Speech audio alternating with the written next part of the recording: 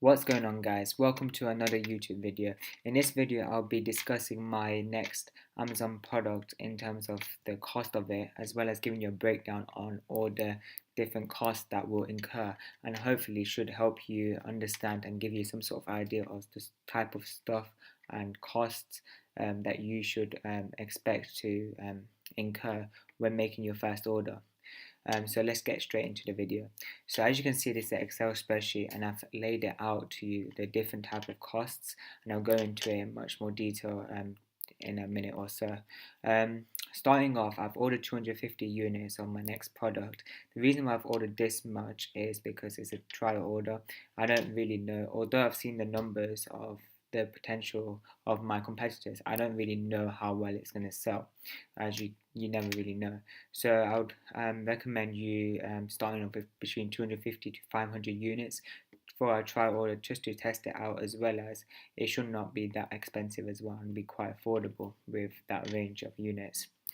So I've divided the cost in terms of the per unit and total, just to break it down and make it easier. So starting with the product cost, it cost me $2 for the whole product.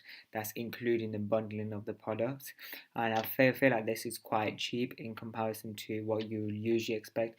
Usually you expect to be roughly about $3 to between like $6-7, obviously depending on the product itself and size, weight, etc. So if you times that by 250 units equals $500. That's the product cost. What I've put on bracket is the $1.20 is the main product that I'll be selling, and the 80 cents is the additional bundling product. I feel like it's worth paying an additional 80 cents um, because for many reasons.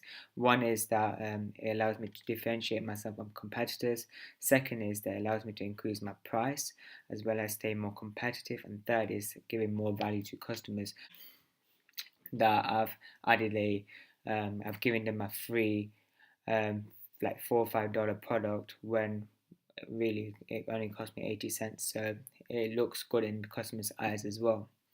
What I mean by adding logo and labeling is usually suppliers will cost you to add your own label and logo or brand to the product, as it costs them time. So they'll charge you basically to do that. Luckily for my supplier did not charge me, hence why I put zero. But another supplier I was talking to was charging me up $40 to $50 just to put my logo on the product. So be aware that you could be charged for that.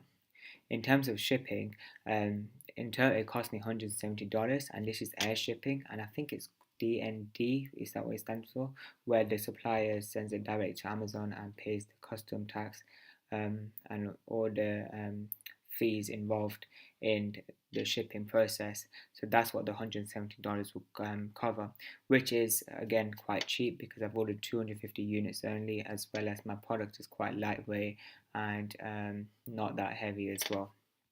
So if you divide that by 250 units, that'll work out 68 cents per unit, which is pretty good considering it's air shipping as well as custom taxes paid for already.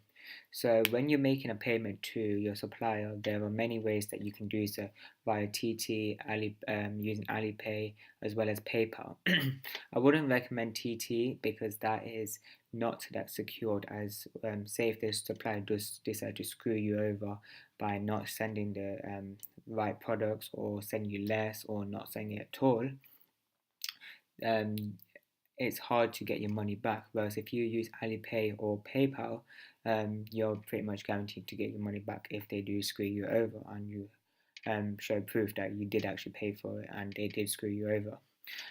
I've chosen to use Alipay because the fees are quite a lot less than PayPal. PayPal, I believe, charges 5%, and Alipay charges cost me 2.46%, which I rather save like 2 or 3%, and you go for Alipay, as they do cover the same amount of security wise.